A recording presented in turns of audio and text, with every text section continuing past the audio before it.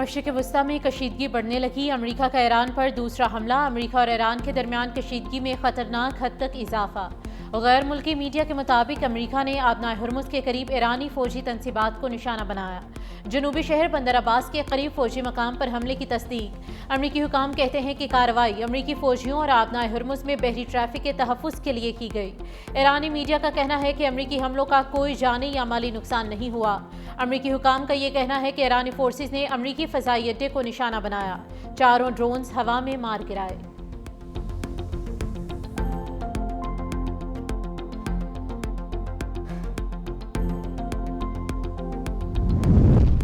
ایرانی پاسداران انقلاب نے بندر عباس میں تازہ حملوں کے جواب پر امریکی ایئر بیس کو نشانہ بنایا۔ پاسداران انقلاب نے امریکی ایئر بیس حملے کی مزید تفصیل نہیں بتائی۔ خبردار کیا کہ اگر امریکہ نے مزید حملے کیے تو ایران انتہائی سخت اور فیصلہ کن رد عمل دے گا اور کشیدگی کے نتائج کا ذمہ دار امریکہ خود ہوگا۔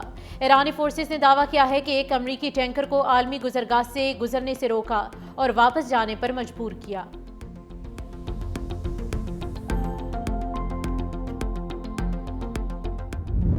عمان برتاؤ ٹھیک کرے ورنہ تباہ کر دیں گے، ٹرمپ نے اتحادی ملک کو بھی دھمکی دے ڈالی۔ آبنائے ہرمز پر ایران کا ساتھ دینے پر سخت رد عمل دے سکتے ہیں۔ ایران معاہدے کے لیے بےتاب ہے، ایران کے پاس دوسرا کوئی راستہ نہیں، اب معاہدہ ہوگا یا پھر ہمیں اپنا کام مکمل کرنا ہوگا۔ صدر ڈونلڈ ٹرمپ نے امریکی چینل کو انٹرویو میں کہا کہ ایران کے ساتھ وہی کر سکتے ہیں جو وینزویلا کے ساتھ کیا۔ پاکستان کی درخواست پر ایران کے خلاف کارروائی روکی۔ ایران کو انتہائی افزودہ یورینیم چھوڑنے کے بدلے پابندیوں میں نرمی نہیں دی جائے گی۔ ایران کے ساتھ ڈیل تاحال فائنل نہیں ہوئی۔ ایران کے ساتھ مجوزہ معاہدے پر امریکہ ابھی مطمئن نہیں۔ ایران معاہدے کے لیے بےتاب ہے، ان کے پاس معاہدہ کرنے کے علاوہ کوئی دوسرا راستہ نہیں۔ ایران کے پاس اب کوئی لیڈرشپ نہیں رہی۔ ایران کو جوہری ہتھیار رکھنے کی اجازت نہیں دیں گے۔ امریکی صدر کی فیلڈ مارشل سید عاصم منیر اور وزیر اعظم شہباز شریف کی ایک بار پھر تعریف۔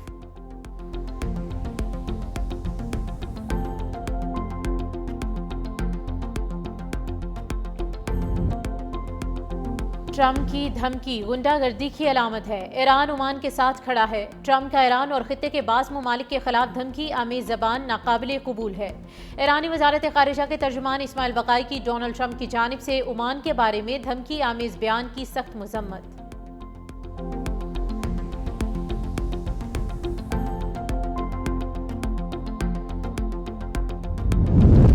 صہیونی ریاست اپنے بدترین انجام کے قریب پہنچ چکی، قوم کو جھکانے کے لیے دشمن تفرقہ ڈالنے کی کوشش کر رہا ہے۔ ایرانی سپریم لیڈر مجتبیٰ خامنائی نے سوشل میڈیا پر پیغام میں کہا کہ صہیونی ریاست اگلے 15 برس نہیں دیکھ پائے گی۔ آیت اللہ خامنائی نے 10 سال پہلے پیش گوئی کی تھی، دشمن اب اپنے نئے منصوبے پر عمل پیرا ہے۔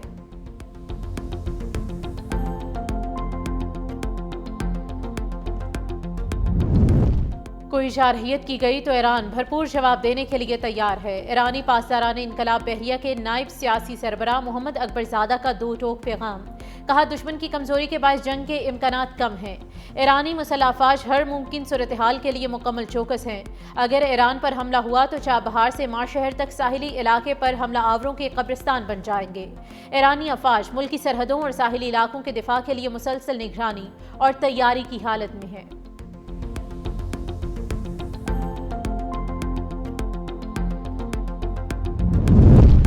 امریکہ اور ایران کے درمیان نئی جھڑپیں، عالمی منڈی میں تیل کی قیمتوں میں اضافہ، برنٹ کروڈ کی قیمت تقریباً 2.5% بڑھ کر $96 فی بیرل ہو گئی۔ امریکی خام تیل کی قیمت بڑھ کر $100 فی بیرل تک پہنچ گئی۔ بدھ کے روز اس کی قیمت میں تقریباً 6% کمی ریکارڈ کی گئی تھی۔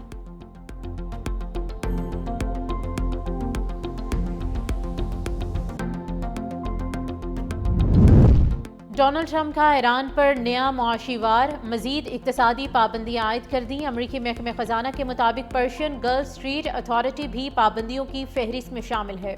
یہ اتھارٹی آبنائے ہرمز سے بحری گزرگاہ کی درخواستوں کا انتظام کرتی ہے۔ یہ ادارہ رواں ماہ قائم کیا گیا تھا، جس کے ذمہ آبنائے ہرمز سے گزرنے والے جہازوں کو اجازت دینا اور ان سے فیس وصول کرنا ہے۔ امریکی وزیر خزانہ اسکاٹ بیسنٹ کا کہنا ہے کہ ایرانی فوج کی عالمی بحری تجارت سے بھتہ وصول کرنے کی کوشش اس بات کا ثبوت ہے کہ معاشی دباؤ نے ایرانی حکومت کو مالی بحران میں مبتلا کر دیا ہے۔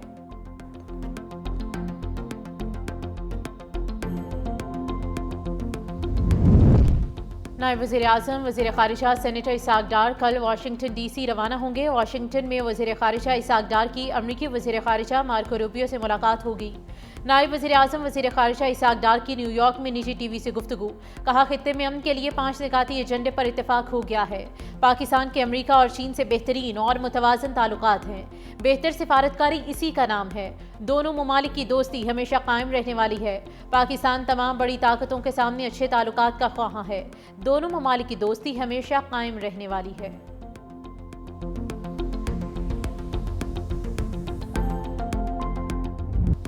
یوم تکبیر دفاع پاکستان کو ناقابل تسخیر بنانے کا تاریخی دن۔ چاہی کے پہاڑوں کا رنگ بدلا تو بھارتی غرور کے رنگ پھیکے پڑ گئے۔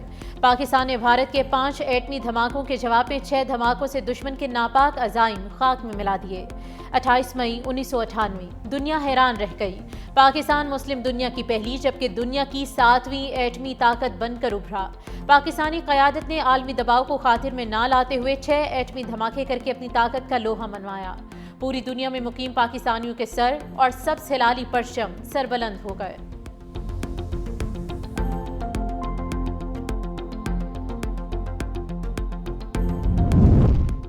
مسلح افواج اور ایٹمی حصار دشمن کے ناپاک عزائم کے سامنے اہنی دیوار۔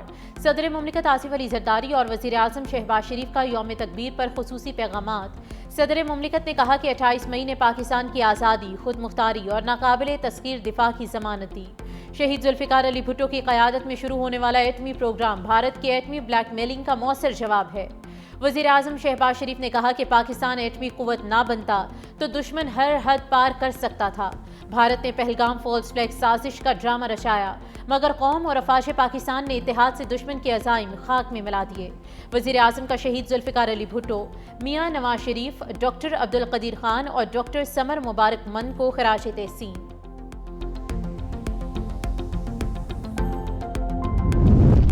ایٹمی پروگرام پاکستان کے مضبوط دفاع کی علامت ہے۔ یوم تکبیر پاکستان ہی نہیں عالم اسلام کے لیے فخر کا دن ہے۔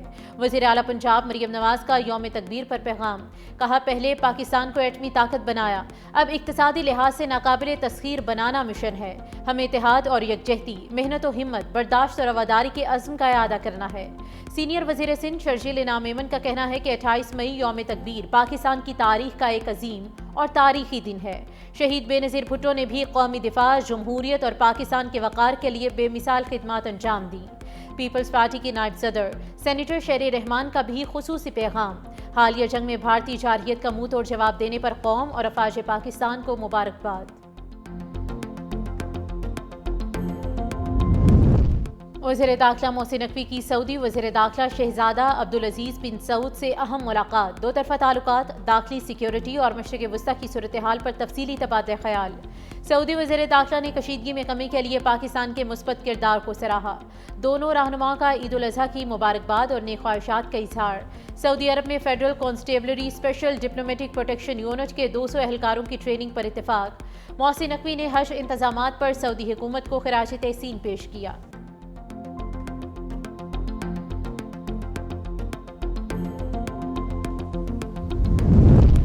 بجٹ میں عوام پر کم سے کم بوجھ ڈالنے کی کوشش کی جا رہی ہے۔ وزیر خزانہ محمد اورنگزیب کا کہنا ہے کہ بجٹ میں ٹیکس بڑھانے کی بجائے انفورسمنٹ اور کمپلائنس پر زور ہوگا۔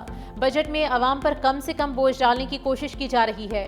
حکومت مہنگائی میں کمی کے لیے مسلسل اقدامات کر رہی ہے۔ حکومت خطے میں کشیدگی کم کرنے کے لیے متحرک ہے۔ عالمی سطح پر پاکستان کے سفارتی کامیابیوں کو سراہا جا رہا ہے۔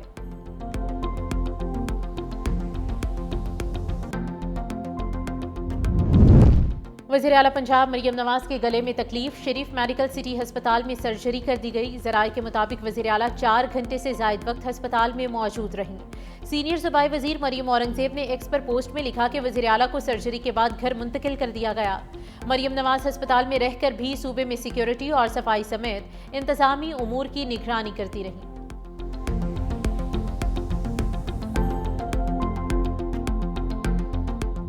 عید الاضحیٰ کے دوسرے روز بھی سنت ابراہیمی کی پیروی میں جانوروں کی قربانی، شہری دعوتوں، بیٹھکوں، سیر و تفریح اور گھریلو تقریبات میں مصروف۔ کل کے میزبان بنے مہمان، گھروں میں بریانی، ٹکا بوٹی، سیخ کباب، مٹن، سجی، قورمہ، کڑاہی اور کوفتوں سمیت روایتی اور غیر روایتی پکوان تیار۔ مختلف مقامات پر باربیکیو پارٹیز اور گھریلو دعوتوں کا بھی اہتمام۔ ماہرین صحت کی شہریوں کو مرغن غذاؤں کے استعمال میں اعتدال برتنے کی ہدایت۔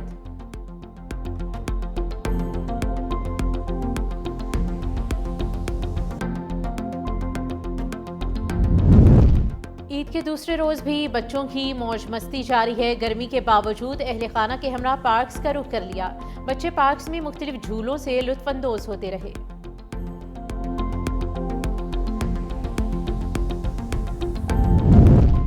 عید الاضحیٰ پر پنجاب بھر میں صفائی آپریشن کامیابی سے جاری ہے۔ وزیر اعلیٰ پنجاب مریم نواز صفائی مہم کی خود نگرانی کر رہی ہیں۔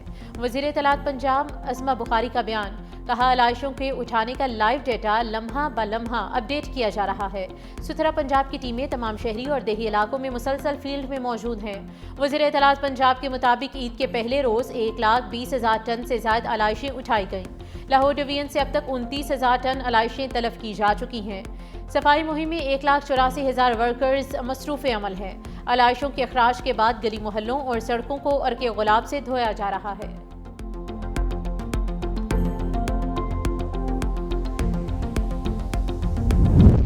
رحیم یار خان انتظامیہ نے کچے کے بچوں کے ساتھ عید کی خوشیاں منائیں۔ ڈپٹی کمشنر ظہیر انور جپا نے پلیئرز لینڈ اور سٹی پارک میں بچوں کا استقبال کیا۔ بچوں نے جھولوں، کھیلوں اور تفریحی سرگرمیوں میں بھرپور حصہ لیا۔ مہمان بچوں اور اہل خانہ کی تواضع کے ساتھ عیدی اور تحائف بھی تقسیم کیے گئے۔ ڈپٹی کمشنر کے مطابق حکومت کا مقصد پسماندہ علاقوں کے بچوں کو تعلیم، کھیل اور مثبت سرگرمیوں کے ذریعے یکساں مواقع فراہم کرنا ہے۔ ایسے اقدامات سے کچے میں امن، اعتماد اور سماجی بحالی کو فروغ ملے گا۔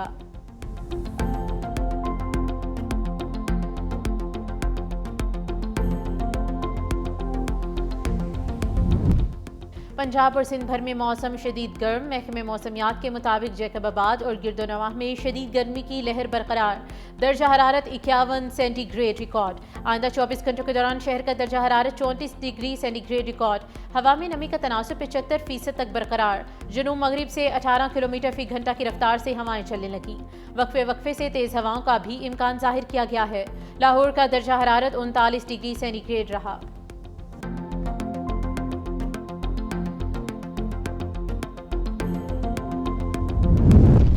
D G P D M میں عمر جاوید کا کنٹرول روم کا دورہ۔ ہیٹ ویو سے نمٹنے کے لیے اقدامات کا جائزہ لیا۔ کنٹرول روم میں ویو الرٹس، مانیٹرنگ سسٹم اور ہنگامی رد عمل کے انتظامات پر تفصیلی briefing. D G P D M کے مطابق گرمی کی موجودہ لہر 31 مئی تک برقرار رہنے کی پیش گوئی ہے۔ تمام اضلاع کے کنٹرول رومز ہائی الرٹ ہیں۔ 24 گھنٹے مانیٹرنگ جاری ہے۔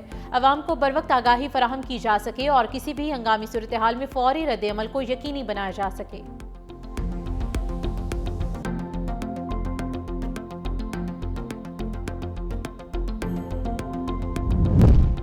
کرکٹ ویسٹ انڈیز کا پاکستان کے خلاف 2 ٹیسٹ میچز پر مشتمل سیریز کا شیڈیول جاری۔ پاکستان ٹیم جولائی میں ویسٹ انڈیز کا دورہ کرے گی۔ دونوں ٹیسٹ ٹریناڈ اینڈ ٹوبیگو میں کھیلے جائیں گے۔ پہلا ٹیسٹ 25 سے 29 جولائی برائن لارا کرکٹ اکیڈمی، جبکہ دوسرا ٹیسٹ 2 سے 6 اگست کو کوئنز پارک اوول میں ہوگا۔ برائن لارا اکیڈمی میں پہلی بار ٹیسٹ میچ کھیلا جائے گا۔